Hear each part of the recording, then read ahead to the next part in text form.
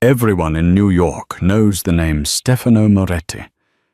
He's the ghost in the machine, the man who runs the city from the shadows. You don't look him in the eye, and you certainly don't try to save him. But on a rainy Tuesday in November, Coraline Jones, a 24-year-old waitress drowning in debt, did the unthinkable.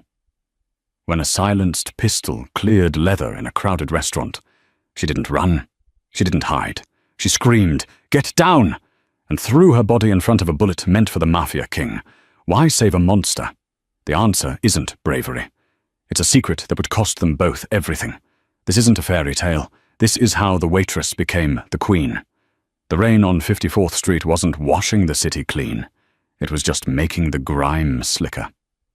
Inside the Gilded Olive, the air smelled of garlic, expensive cologne, and damp wool. It was an old-school joint, the kind with red velvet booths that had absorbed secrets since the 1970s, and waiters who knew when to pour wine and when to disappear into the kitchen. Coraline Jones adjusted her apron, wincing as the knot dug into her lower back. She was 6 hours into a double shift, and her feet felt like they were encased in cement. "Table 4 needs more bread, Coraline. Stop daydreaming," snapped Marco, the floor manager. He was a small man with a Napoleonic complex and a hairline that was retreating faster than his patience. "On it, Marco," Coraline said, her voice flat. She grabbed a basket of focaccia, her mind drifting to the eviction notice sitting on her kitchen counter in Queens. 3 months behind on rent. Her brother, Danny, had promised to help, but Danny had disappeared 2 weeks ago, leaving only a cryptic text message. "I'm going to fix everything, sis. Just wait." She moved through the dining room, navigating the labyrinth of tables. It was a Tuesday, usually a slow night, but the energy in the room shifted abruptly at 8:15 p.m. The chatter died down, replaced by the clinking of silverware and hushed whispers. The heavy oak doors at the front swung open. Stefano Moretti walked in. You didn't need to know who he was to know he was important. He wore a charcoal suit that cost more than Coraline made in a year. He was tall, with dark hair swept back and eyes the color of a stormy sea, cold, calculating, and utterly indifferent to the stares he attracted. He was flanked by 2 men who looked like they chewed gravel for breakfast. One was Luca, his longtime enforcer, a man whose neck was wider than his head. The restaurant fell into a terrified reverence. This was Stefano's territory. "Table 8 is reserved for Mr. Moretti," Marco hissed, shoving Coraline toward the back. "Take the wine list over. Don't make eye contact. Don't speak unless spoken to. And for God's sake, don't spill anything." "Son." Coraline swallowed hard. She grabbed the leather-bound wine list and approached the corner booth. Stefano sat with his back to the wall. Standard procedure for men with enemies.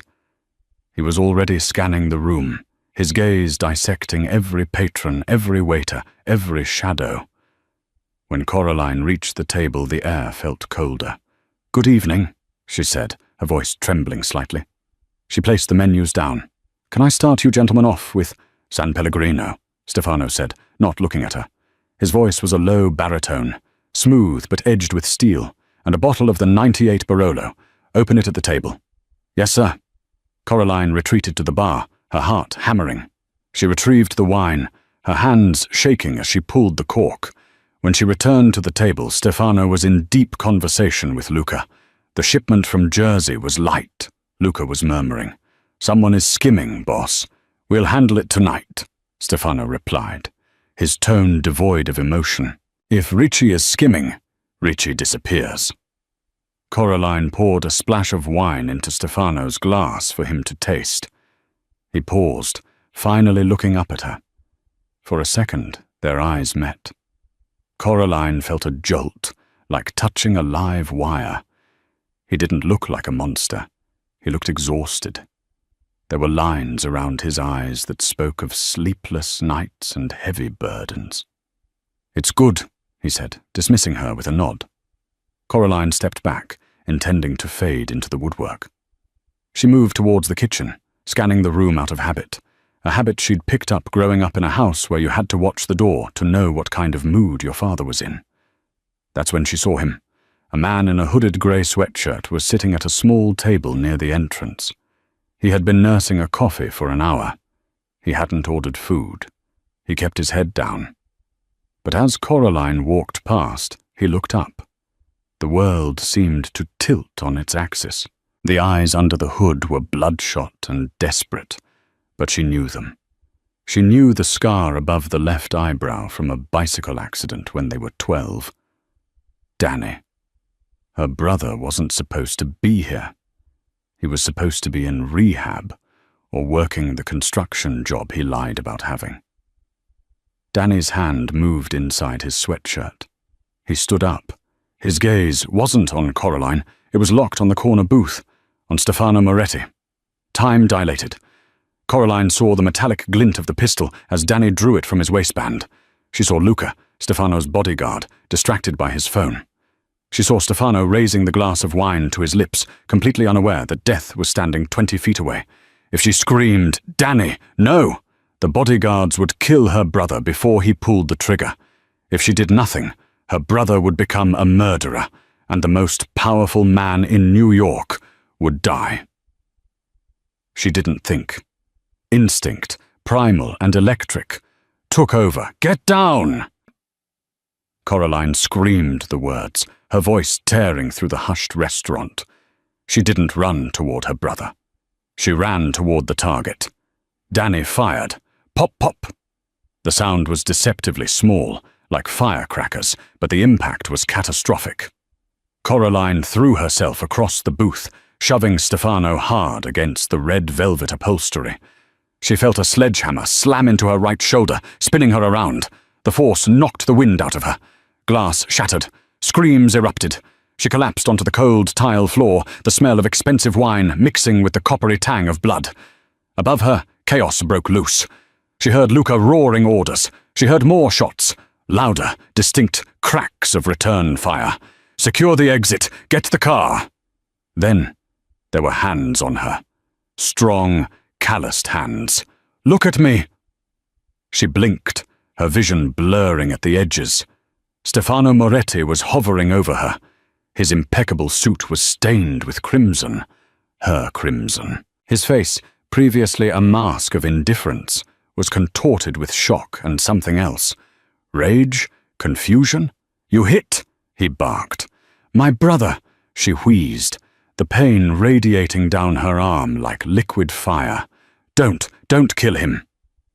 "Stay with me," Stefano commanded, ignoring her plea. He pressed a cloth napkin hard against her shoulder. The pain was blinding. "Why did you do that? Who are you?" "Coraline," she whispered. The lights of the chandelier above began to spin. "I'm just the waitress." Blackness swallowed her whole. The first thing Coraline noticed was the silence. Hospitals were usually noisy. Beeping monitors, squeaking shoes, the PA system. But this room was quiet, save for the rhythmic whoosh-click of a high-end ventilation system. She opened her eyes. This wasn't a hospital room, or at least not a normal one. The walls were painted a soothing cream color. There was artwork on the walls, real oil paintings, not generic prints. A large window looked out over the Manhattan skyline, the city twinkling in the twilight. She tried to sit up, but a sharp tug in her shoulder made her gasp. "Easy," a voice said from the corner. Coraline froze. Stefano Moretti was sitting in a leather armchair near the window. He wasn't wearing the suit jacket anymore. His white dress shirt was rolled up at the sleeves, revealing forearms corded with muscle and ink. He was reading a file, a thick manila folder. "Where am I?" Coraline croaked. Her throat felt like sandpaper. "Mount Sinai, private wing," Stefano said, closing the folder. He stood up and walked towards the bed. He moved with a predator's grace, silent and deliberate. "You've been unconscious for 2 days. The bullet passed through your deltoid, shattered the clavicle, missed the subclavian artery by 2 millimeters. You're lucky." "Lucky," she repeated, the irony bitter on her tongue. Did you catch the shooter?" Stefano's expression hardened. The temperature in the room seemed to drop 10 degrees. He got away. My men were too busy trying to keep me alive and figure out why a waitress decided to play Secret Service. Relief washed over Coraline, followed instantly by guilt. Danny was alive, but he was on the run from the Moretti family. That was a fate worse than prison. Stefano pulled a chair close to the bed and sat down. He leaned forward, resting his elbows on his knees. His eyes bored into hers. "Now let's talk about the truth, Coraline Jones." He tapped the folder on his lap. "I have your whole life in here. Born in Queens. Father was a drunk, died in 05. Mother passed 2 years ago. You work double shifts at the Gilded Olive and a diner in Brooklyn. You're $60,000 in debt, mostly medical bills from your mother's cancer treatments." Coraline felt naked, exposed.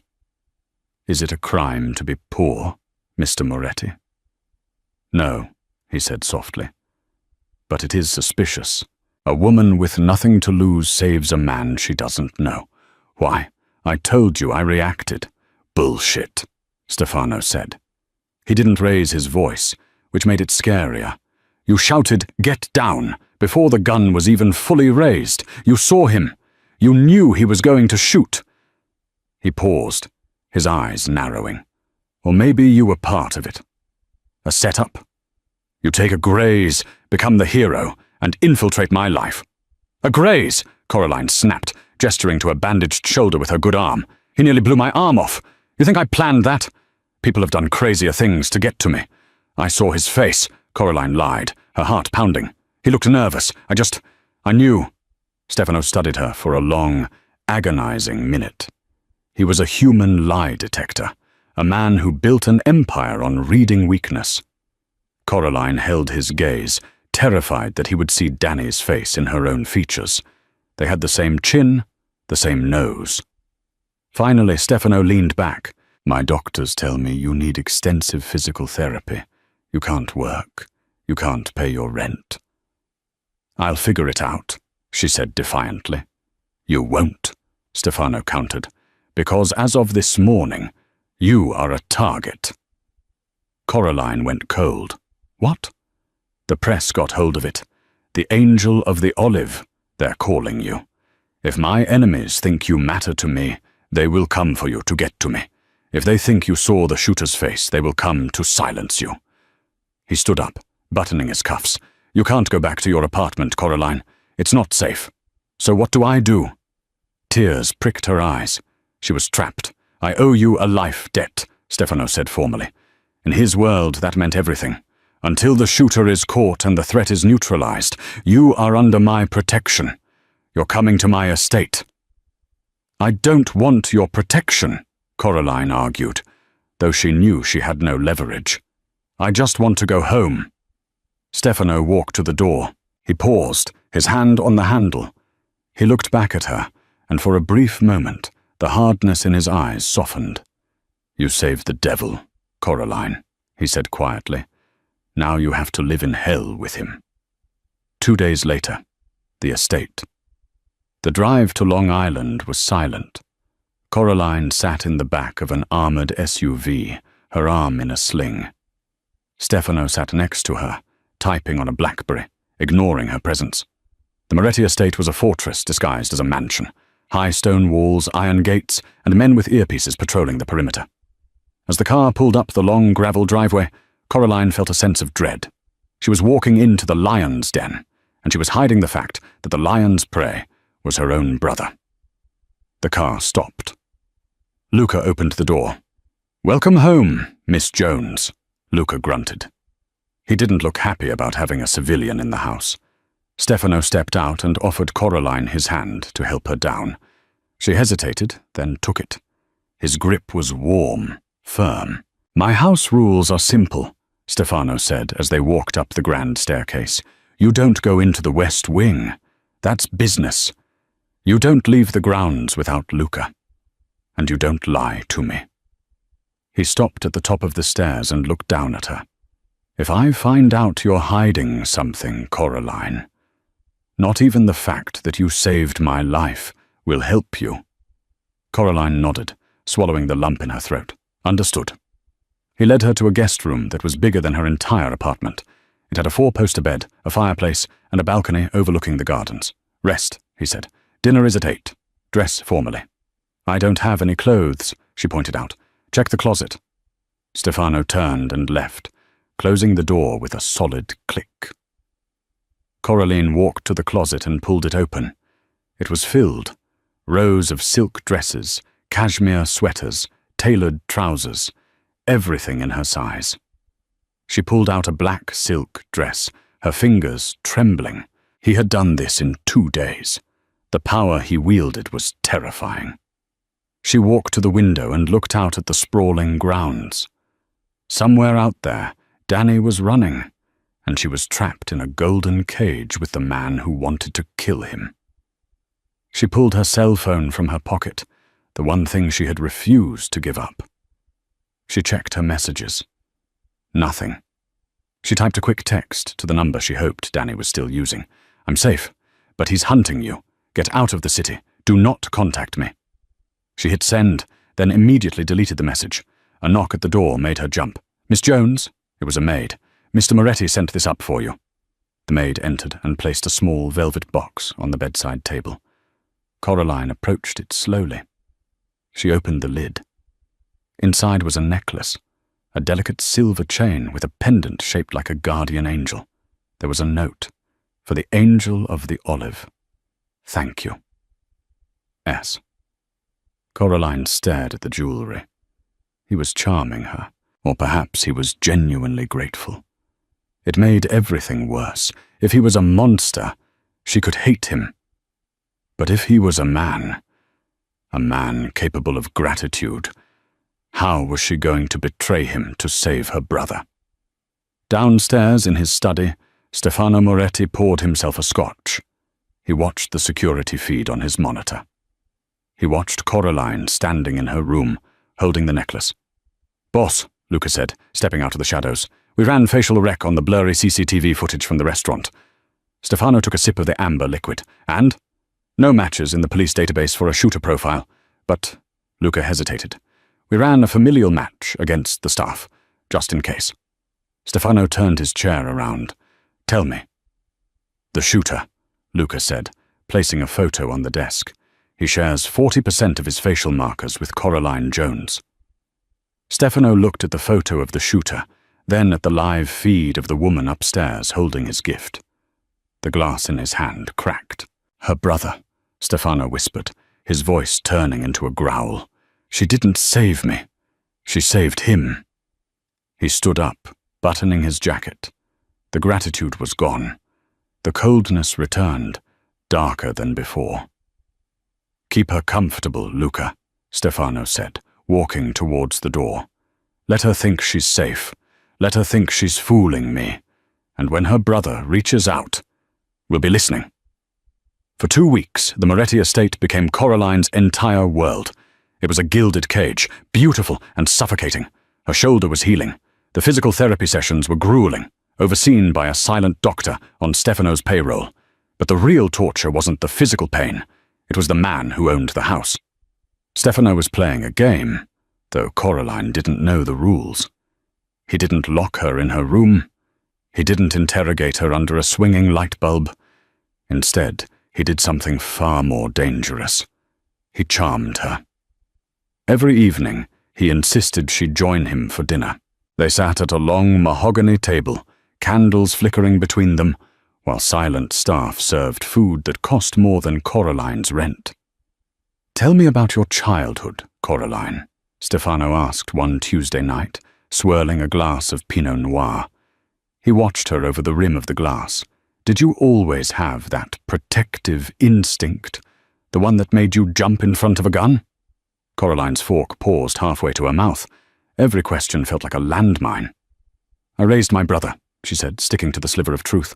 Our dad was difficult. I learned to step in between them. Your brother, Stefano repeated. He set the glass down. Danny, right? You haven't mentioned him much. Does he know you're here? No, Coraline lied, her heart thumping against her ribs. We aren't close anymore. He's traveling. Stefano nodded slowly, his expression unreadable. A shame. Family is everything. A man who abandons his sister doesn't deserve protection.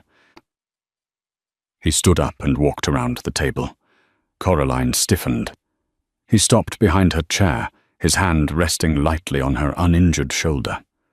The heat of his palm seeped through the silk of her blouse. "I have a surprise for you," he murmured near her ear. He led her to the library, a massive room filled with leather-bound books and the scent of old paper. In the center of the room sat a grand piano. "My mother taught me to play," Stefano said, sitting on the bench. "It's the only time the noise in my head stops." He began to play. It was Debussy, Clair de Lune. The melody was haunting, melancholic, and tender. Coraline watched his hands. They were large, scarred hands, hands that she knew had ended lives, moving with impossible grace over the ivory keys. She found herself drawn to him. It was a terrifying realization. He was a criminal, a monster who ran the city's underworld. But in this light, with the music filling the room, he looked like a lonely king on a throne of knives. When the song ended, he looked up at her. The harshness in his eyes was gone, replaced by an intensity that made her knees weak. "Coraline," he said softly, "you saved my life. I haven't forgotten that. Whatever debt you are in, whatever troubles you have outside these walls, let me fix them. Tell me what you need." "I need you to let my brother go when you find him," she wanted to scream. "I need you to not kill me when you find out I'm a liar." Instead, she stepped closer. "Why are you being so kind to me, Stefano? I'm just a waitress." He stood up, towering over her. He reached out and tucked a strand of hair behind her ear. His fingers lingered on her jawline. "Because in a world of wolves, you're the first innocent thing I've seen in a long time," he lied smoothly. "And I find that I want to keep you." Coraline's breath hitched. For a moment, the lie felt real. She leaned into his touch, starving for comfort, starving for safety. Buzz. The moment shattered. Stefano's phone vibrated in his pocket. He pulled it out, his face instantly hardening into the mask of the Don. "Go to bed, Coraline," he said, his voice cold again. "I have work to do." Coraline fled the room, her heart conflicted. She was falling for him, and she didn't know that as soon as the door clicked shut, Stefano answered the phone. "Talk to me, Luca. We found a trace on the brother," Luca's voice crackled. "He's in the Bronx, hiding out in a squat on 148th Street. We can grab him tonight." Stefano looked at the piano keys, remembering the way Coraline had looked at him. With hope. "No," Stefano said. "Not yet. If we grab him now, she'll hate me. I need her to choose me first. I need her to give him up voluntarily." "Boss, that's risky. The kid tried to kill you." "The kid is an amateur. He's a pawn," Stefano growled. "I want to know who put the pawn on the board. Someone hired him, and I'm going to use Coraline to find out who." "How?" "Tomorrow is the Red Cross Gala," Stefano said, a cruel smile touching his lips. "I'm taking her with me. We're going to flush the rats out into the open." The dress arrived in a box the size of a coffin. It was blood-red satin, strapless, with a slit that ran up to the thigh. "Wear it," the note from Stefano read. "Tonight, you are the Queen of New York." Coraline stared at her reflection in the full-length mirror. The bruise on her shoulder was fading, hidden by a clever wrap. She looked transformed. The tired waitress with the aching feet was gone. In her place was a woman who looked like she belonged in Stefano Moretti's world, but her hands were shaking. Earlier that afternoon, while the maids were cleaning, Coraline had managed to steal a moment with the gardener's phone. She had sent one desperate text to Danny. "Stop running. Turn yourself in to the police. It's the only way you survive." Danny's reply had been chilling. "I can't. I owe money to the Irish mob. They said if I don't kill Moretti, they kill me. I'm coming for him tonight." Coraline felt sick. Danny was going to try again. Tonight. At the gala. A knock at the door. Stefano entered. He wore a tuxedo that fit him like a second skin. He stopped when he saw her, and for a split second, the act dropped. He actually looked stunned. "Bellissima," he whispered. "Beautiful." He offered his arm. "Are you ready to meet the city?" "Do I have a choice?" she asked, trying to keep her voice steady. "No." The drive to the Pierre Hotel was a blur of police escorts and flashing lights. When they arrived, the paparazzi swarmed the car like locusts. Cameras flashed, blinding and aggressive. "Keep your head up," Stefano murmured as they stepped onto the red carpet. "Show no fear. You're with me." He placed his hand on the small of her back, guiding her through the shark tank. Inside, the ballroom was a sea of diamonds, tuxedos, and fake smiles. Politicians, judges, celebrities. They all bowed to Stefano. Mr. Moretti, a heavy-set man with a thick moustache, approached. It was Councilman O'Shea, and this must be the heroine we've read about. "Coraline, meet Councilman O'Shea," Stefano said, his grip on her waist tightening slightly. "He ensures our construction permits are processed efficiently." Coraline forced a smile. "A pleasure." "Brave girl," O'Shea grunted. "Taking a bullet for the boss. That's loyalty you can't buy." "Let's dance," Stefano cut in, steering her away before she could respond. He pulled her onto the dance floor. The orchestra was playing a waltz. Stefano moved with the same precision he applied to everything else. He held her close, his body a solid wall of heat against hers. "You're trembling," he whispered. "Are you cold?" "I'm terrified," she admitted. She scanned the room over his shoulder.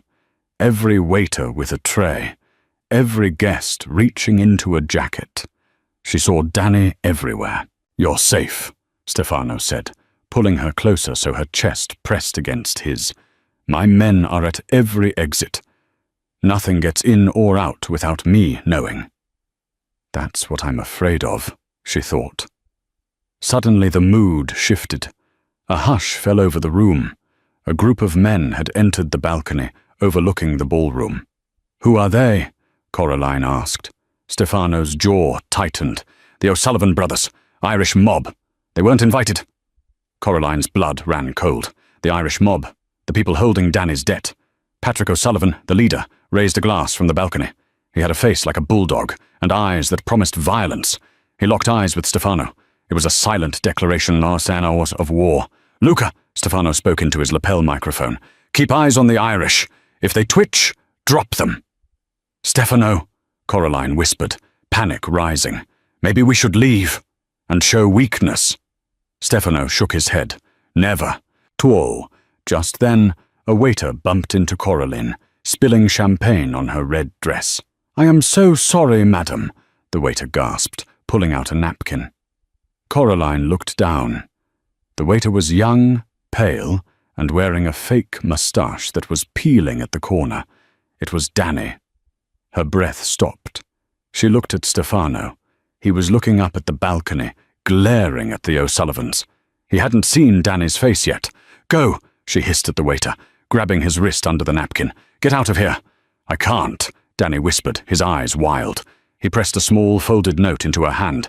"The kitchen, 10 minutes. I need your help to get in close." "Is everything all right?" Stefano asked, looking down. Coraline's heart hammered a frantic rhythm against her ribs. She shoved the note into her bra. "Just a clumsy waiter," she said, her voice high and brittle. "He spilled champagne on me. I need to go to the powder room to clean it off." Stefano looked at the waiter. Danny kept his head down, trembling. Stefano's eyes narrowed. He recognized the fear. He recognized the build. "Go clean up," Stefano said to Coraline. Then he turned to Danny. "You, come with me. I need a fresh bottle." "No," Coraline blurted out. The room went silent. Stefano turned back to her slowly. "No? I mean—" Coraline scrambled for an excuse. "It's bad luck to send away a waiter who spilled wine. It means good fortune is coming. Just let him go." Stefano stared at her. The silence stretched, heavy and suffocating. He looked at Coraline's desperate eyes. He looked at the waiter's shaking hands. He knew. He smiled, but it didn't reach his eyes. It was a smile of pure, glacial disappointment. "As you wish, my love," Stefano said. He waved a hand at Danny. "Get out of my sight." Danny scrambled away towards the kitchen. "Go to the bathroom, Coraline," Stefano said, his voice dropping to a dangerous whisper. "Don't take too long. The night is just getting started." Coraline rushed toward the ladies' room, her legs shaking. She waited until she was inside a stall before unfolding the note Danny had given her. It wasn't a plan for escape. It was a diagram, a map of the ballroom. An X marked the spot directly under the heavy crystal chandelier. "Get him under the light at midnight. I'll cut the cable." Coraline clamped a hand over her mouth to stop a scream. Danny wasn't asking for help to escape. He was asking her to help him assassinate Stefano. She checked her watch, 11:55 p.m. She had 5 minutes to decide. If she warned Stefano, Danny would die. Stefano's men would tear him apart. If she did nothing, Stefano would die. The man who had protected her, the man who played piano for her, the man she was starting to love. She burst out of the bathroom. The ballroom was loud, the music swelling to a crescendo. Stefano was standing right where the X would be, talking to the chief of police. Above him, the massive chandelier glittered. Thousands of pounds of crystal and steel hanging by a single chain. She saw a shadow move on the catwalk above. Danny. She saw Luca moving through the crowd, hand inside his jacket, heading toward the kitchen where Danny had fled from earlier. Luca had figured it out. He was hunting her brother. Coraline ran. She didn't run to Stefano. She ran to the middle of the floor, waving her arms. "Stefano!" she screamed. He turned. The entire room turned. "Move!" She lunged at him, pushing him hard. Snap! The sound of the cable snapping was like a gunshot. The massive chandelier plummeted. Stefano grabbed Coraline's waist and threw them both sideways. Crash! The floor shook. Crystal shards exploded like shrapnel. Dust billowed up, choking the air. The chandelier had decimated the spot where Stefano had been standing seconds ago. Silence. Then screaming. Stefano lay on top of Coraline, shielding her from the glass. He lifted his head, blood trickling from a cut on his forehead. He looked at the wreckage, then down at her. "You saved me again," he whispered, wiping dust from her face. But his eyes weren't filled with gratitude this time. They were filled with realization. "You knew," he said. It wasn't a question. "You knew it was falling." Before she could answer, gunfire erupted from the balcony. The O'Sullivans were making their move. "Get her out!" Stefano roared, dragging Coraline to her feet. "Luca, secure the exits." "The boy!" Luca shouted over the gunfire. "I saw the boy on the catwalk." "Leave him!" Stefano yelled, firing a handgun he had pulled from his waistband at the balcony. "Get Coraline to the car." He shoved Coraline into Luca's arms. "Get her out of here, now!" As Luca dragged her towards the kitchen exit, Coraline looked back. Stefano was standing amidst the shattered glass, firing at the assassins above, a lone figure of vengeance. He wasn't retreating, he was fighting, and he had let Danny go, again. But as they burst into the alleyway behind the hotel, Coraline realized the truth. Stefano hadn't let Danny go out of mercy. He had let him go because the game had changed. He didn't want to kill Danny anymore.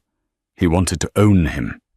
And now that Coraline had betrayed her brother's plan to save Stefano, she belonged to the Mafia king completely. The drive back to the estate was different this time. There was no hand-holding, no soft whispers. The silence in the armored SUV was heavy enough to crush bone. Stefano sat staring out the window, his jaw set in a line of granite. He held a rag to his bleeding forehead, but he refused to look at Coraline. When they arrived, the house wasn't a sanctuary anymore. It was a command center. Men with assault rifles were jogging across the lawn. The windows were shuttered. "Go to the study," Stefano ordered as they stepped into the foyer. It wasn't a request. Coraline walked into the study, her red dress ruined, stained with champagne and dust. She stood by the fireplace, shivering. Stefano entered a moment later. He slammed the door, the sound echoing like a gunshot. He walked to his desk and poured 2 drinks. Neat Scotch. He downed one in a single swallow and threw the glass into the fireplace. It shattered near Coraline's feet. "Stop trembling," he growled. "You didn't tremble when you pushed me out of the way of a falling chandelier. You have reflexes of a soldier, Coraline, or a killer." "I saved you," she whispered. "You saved me from a trap you knew was set." Stefano turned on her, his eyes blazing. "You knew the waiter. You let him go. You lied to my face in front of my enemies." He stalked toward her, stopping inches away. "Who is he? And don't you dare lie to me again." Coraline looked up at him. The game was over. "He's my brother." Stefano froze. The rage didn't vanish, but it shifted into something colder, more calculating. "Danny!" "Yes," Coraline cried, tears spilling over. "He's in trouble, Stefano. The O'Sullivans. They own his debt. They forced him to do it. He's not a killer. He's just a scared kid." "He's 22 years old," Stefano said dismissively. "He's old enough to pull a trigger. He's old enough to cut a cable. He missed. He missed on purpose." "He missed because you interfered," Stefano corrected. He turned his back on her, pacing the room. "The O'Sullivans made a move tonight. They tried to kill the king in front of his court. They declared war. And your brother is their soldier. He's their hostage." Coraline grabbed Stefano's arm. He looked down at her hand as if it were a poisonous spider, but he didn't pull away. "Please, you said you owed me a life debt. I'm calling it in. Save him." Stefano laughed, a harsh, humorless sound. "You want me to save the man who tried to kill me twice? You want me to risk my men for a junkie who sold his soul to the Irish? I want you to save the only family I have left." She stared into his eyes, searching for the man who had played the piano. "If you love me, even a little, you'll do this." Stefano's expression softened, just a fraction. He reached out and touched her cheek. "Love makes men weak, Coraline, and tonight I cannot afford to be weak." He pulled away and walked to his desk, hitting the intercom button. "Luca, get in here." The door opened instantly. Luca entered, looking bruised and angry. "We found the brother," Luca said, glaring at Coraline. "The O'Sullivans picked him up outside the hotel. They know he failed. They took him to the Navy Yard." "They're going to kill him," Coraline gasped. "No," Stefano said, checking the magazine of his pistol. "If they wanted him dead, they would have left him in the alley. They took him because they know who he is to you, and they know who you are to me." Stefano holstered his weapon and put on a fresh suit jacket. He looked like the devil dressed for a funeral. "They are using him as bait to draw me out," Stefano explained. "It's a trap." "Then we don't go," Luca advised. "Let them have the kid." "We go," Stefano said. He looked at Coraline. "But we do it my way." He walked over to Coraline and grabbed her shoulders. "You want your brother back? You're coming with me." "What?" Luca protested.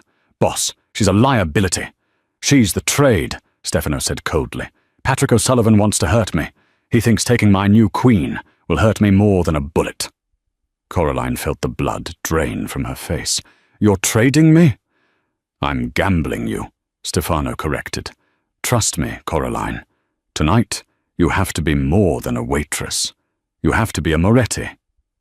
He pulled a small silver pistol from his desk drawer and pressed it into her hand. It was heavy and cold.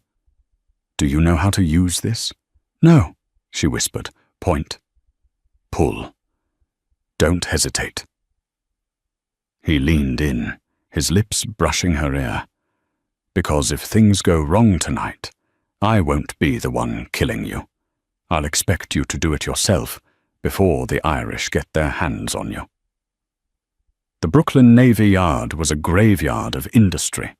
Rusted cranes loomed like skeletal fingers in the fog. The smell of salt water and rotting wood hung heavy in the air.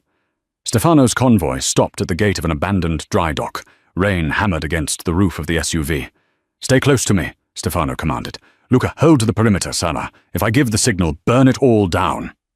Coraline gripped the small pistol in her coat pocket. Her hand was sweating so much she was afraid she'd drop it. She stepped out into the rain, the wind whipping her hair across her face. They walked toward the warehouse in the center of the dock. It was a massive, cavernous space, lit by a single construction floodlight. In the center of the light, a chair sat on a plastic tarp. Tied to the chair was Danny. He looked bad. His face was swollen, one eye shut. His waiter's uniform was torn. Standing behind him was Patrick O'Sullivan, holding a serrated hunting knife. 6 other men stood in the shadows, armed with shotguns. "Stefano!" Patrick shouted, his voice echoing off the metal walls. "So nice of you to join the party. And you brought the little lady. How romantic." Stefano stopped 20 feet away. He stood with his hands open, showing he wasn't holding a weapon. Coraline stood slightly behind him, her heart hammering so loud she thought Patrick could hear it. "Let the boy go, Patrick," Stefano said calmly. "He's a civilian. This is between us." "He's not a civilian. He's a failed assassin," Patrick sneered, pressing the blade against Danny's cheek. A thin line of blood appeared. Danny whimpered. "Coraline, go, run." "I'm not leaving you, Danny," Coraline called out, her voice surprisingly steady. "Touching," Patrick mocked. "Here's the deal, Moretti. You sign over the unions on the west side, and you leave the girl. You walk away. The boy walks away. But the girl stays with us." Stefano laughed. It was a dark, terrifying sound in the empty warehouse. "You think I came here to negotiate?" Stefano asked. He took a step forward. "I came here to accept your surrender." Patrick's face went red. "I have 7 men. You have a girl and a suit. Kill him." The men in the shadows raised their shotguns. "Now!" Stefano roared. Crack thum. The skylights of the warehouse exploded inward. Stefano hadn't just brought Luca. He had brought the ghosts. Snipers rappelled from the ceiling beams on silent lines. At the same moment, the large bay doors of the warehouse blew open with a concussive blast. Stefano grabbed Coraline and threw her behind a stack of crates, just as the air filled with lead. "Stay down!" he screamed. The warehouse became a war zone. Muzzle flashes lit up the dark like strobe lights. The sound was deafening. Coraline curled into a ball, covering her ears. "Danny!" she screamed. She peeked over the crate.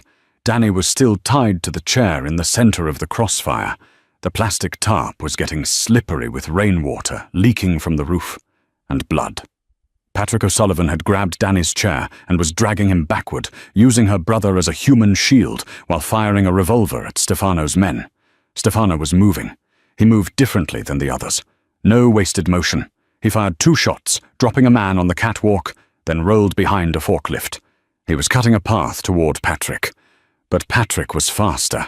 He dragged Danny toward a side door. "Stefano, he's taking him!" Coraline yelled. Stefano looked at her. He looked at Patrick, who was almost at the door. He couldn't get a clear shot without hitting Danny. "Coraline!" "No!" Stefano shouted, tossing her a look she understood instantly. The gun. She wasn't a waitress anymore. She was the woman who saved the king. Coraline stood up. She leveled the silver pistol Stefano had given her. Her hands were shaking, but her vision was clear. Patrick paused at the door, laughing. "You can't do it, sweetheart!" He raised his gun to shoot Danny in the head, just to spite them. Coraline didn't think about the debt. She didn't think about the morality. She thought about the scar on Danny's eyebrow, from when they were kids. She pulled the trigger. The gun kicked hard, bruising her palm. The shot went wide, hitting the metal door frame with a spark, but it was enough. Patrick flinched. In that split second of distraction, Stefano broke cover. He didn't shoot. He closed the distance with terrifying speed, tackling Patrick into the wall. The impact cracked the plaster. Danny's chair toppled over. Stefano and Patrick wrestled on the wet concrete. It was brutal, primal. Patrick slashed with the knife, catching Stefano in the forearm. Stefano didn't even grunt. He grabbed Patrick's wrist, twisted it with a sickening snap, and drove his knee into the Irishman's chest. Patrick gasped, falling to his knees. Stefano stood over him, breathing hard, blood dripping from his arm. He picked up the knife Patrick had dropped. "I told you," Stefano whispered, leaning down. "I don't negotiate." He didn't hesitate. He ended the war. Silence returned to the warehouse, broken only by the sound of rain and Danny's sobbing. Coraline ran across the floor. She fell to her knees beside the overturned chair, fumbling with the ropes. Danny, are you okay?" "Coraline," he wept, shaking uncontrollably. "I'm sorry. I'm so sorry." "It's okay," she soothed, cutting the last rope. He collapsed into her arms. Stefano watched them from a distance. He wiped the blade on his coat and tossed it away. He looked at his men, who were securing the area. Then he looked at Coraline. She was covered in grime, holding a weeping man, a gun in her pocket. He walked over to them. Danny flinched, trying to hide behind Coraline. "Get up," Stefano said to Danny. Danny scrambled to his feet, terrified. "Take a car," Stefano said, pointing to the exit where Luca was waiting. "Luca will drive you to the airport. You have a ticket to London. One way. You'll never come back to New York. If I see you in this hemisphere again, I will finish what the O'Sullivans started." "Thank you," Danny stammered. He looked at Coraline. "Come with me, Coraline. We can leave." Coraline stood up. She looked at her brother, the boy she had raised. Then she looked at Stefano, the man who had just killed for her, the man who was bleeding for her. She looked at the gun in her pocket. She had fired it. She had crossed a line. The innocent waitress who worked double shifts was dead. She had died in that warehouse. "Go, Danny," Coraline said softly. "Coraline?" Danny looked confused. "I can't go," she said, stepping back to stand beside Stefano. "I belong here now." Danny looked at them, the Mafia boss and the waitress, standing side by side in the wreckage. He nodded slowly, understanding a truth that Coraline was just beginning to accept. He turned and ran toward the car. Stefano watched him go, then turned to Coraline. He didn't smile. He reached out and took her hand. His hand was bloody. Hers was shaking. "It's done," he said. "Is it?" Coraline asked, looking at the bodies of the O'Sullivan men. "This doesn't end, does it? There will be others." "There are always others," Stefano admitted. "That is the price of the crown." He pulled her close, kissing her forehead. "But now, you are not just a protected guest, Coraline. You are an accomplice." Coraline rested her head against his chest, listening to the steady beat of his heart. She had saved the devil, and in return he had given her a kingdom of ash and blood. And God help her, she didn't want to leave. 6 months later. New York City in May was a different beast than in November. The grey slush was gone, replaced by the scent of blooming magnolias and the hot asphalt of Fifth Avenue. Coraline Jones sat in the back of the Maybach, watching the city blur past the tinted windows. She wasn't wearing an apron anymore. She was wearing a tailored white pantsuit from Chanel, her hair cut into a sharp, chic bob. On her finger, a diamond the size of a quail's egg caught the light. She wasn't just Coraline anymore. In the whispers of the underworld, she was La Signora, the woman who didn't flinch. "We're arriving at the Pierre," Luca said from the front seat. He treated her with deference now, fear even. "Thank you, Luca," she said, her voice cool and polished. Tonight was important. It was a sit-down, not with rival gangs, but with the city's elite. The judges, the union leaders, the silent partners who kept the Moretti empire untouchable, and specifically with Judge Calloway, the man who held the power to dismiss the pending federal investigation into Stefano's businesses. The car stopped. Coraline stepped out, cameras flashing. She didn't blink. She walked into the private dining room where Stefano was already waiting.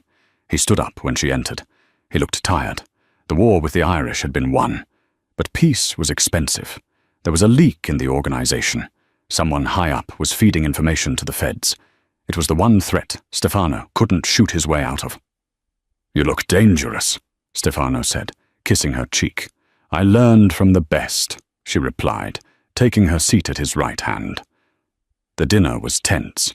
Judge Calloway was a boisterous man with a red face and a louder laugh. He drank too much scotch and told stories that weren't funny. Beside him sat Victor, one of Stefano's oldest capos, a man who had been with the family for 30 years. So Stefano, Judge Calloway boomed, cutting into his steak. The rumors about the indictment. My sources say the prosecutor has a recording, a voice recording of a deal made in January. Very damaging. The room went deadly silent. A recording. That meant a wire. That meant a traitor at the table. Stefano's hand tightened on his wine glass. We are handling it, Judge. It's gossip. I hope so, Victor added, shaking his head solemnly. We can't afford a slip-up now, boss. Maybe we should pause operations until the heat dies down. Coraline watched Victor. She watched the way he dabbed his mouth with his napkin. She watched his eyes dart to the judge, then to the door. She felt that familiar prickle on the back of her neck. The waitress instinct, the ability to read a customer who was about to skip out on the bill. She remembered January 15th, the day of the blizzard. Stefano had held a meeting in the library. Victor had been there. He had worn a thick tweed jacket, even though the heating was on. He had complained about the draft. Coraline leaned forward, picking up her water glass. Victor, she said softly. The table turned to her. In this world, the women usually stayed silent during business. Yes, Coraline? Victor smiled, but it was patronizing. That watch, she said, pointing to the gold Rolex on his wrist. It's new, isn't it? The day-date model. Platinum? Victor blinked, confused by the sudden change in topic. Yes, a gift to myself. January, Coraline mused. You bought it in January. I remember you checking the time constantly during the blizzard meeting. You were nervous that day. Everyone was nervous, Coraline. Stefano cut in gently, trying to steer the conversation back. The storm. No, Coraline interrupted, her eyes locking onto Victor's. You weren't nervous about the storm. You were nervous because you were wearing a wire. And the battery pack was bulky under that tweed jacket you refused to take off. Victor's face went pale. That's insane. Boss, she's crazy. Is she? Stefano looked at Coraline. He saw the certainty in her eyes, the same certainty she had when she yelled, "Get down." Judge Calloway, Coraline said, turning to the judge. You mentioned a recording from January. Was it the 15th, the day of the blizzard? The judge looked uncomfortable. I believe it was. Coraline turned back to Victor. You sold us out, Victor. For what? Immunity? Or did the Irish pay you before they died? Victor stood up, knocking his chair over. I'm not listening to this. I've served this family for 3 decades. He reached into his jacket. Luca! Stefano barked. But Coraline was faster. She didn't have a gun this time. She had a steak knife. She didn't throw it. She slammed it into the table, the blade vibrating inches from Victor's hand as he reached for his weapon. The sound was like a gavel striking. Sit down, Victor, Coraline commanded. Her voice wasn't loud, but it carried the weight of a death sentence. Victor froze. He looked at the knife. He looked at the guards stepping forward. He slumped back into his chair, defeated. Check him, Stefano ordered. Luca patted Victor down. He pulled a small black recorder from Victor's inside pocket. It was running. The silence in the room was absolute. Stefano took the recorder. He crushed it in his hand. He looked at Victor with profound sadness. Then he looked at Coraline with awe. Take him, Stefano whispered. Luca and the guards dragged Victor out. The traitor didn't beg. He knew the rules. Judge Calloway cleared his throat, his face pale. Well, it seems the leak has been plugged. It has, Stefano said. He stood up and extended his hand to Coraline. Come, my love. Let's go home. The judge can finish his steak alone. They walked out of the hotel, leaving the most powerful men in the city staring at their empty chairs.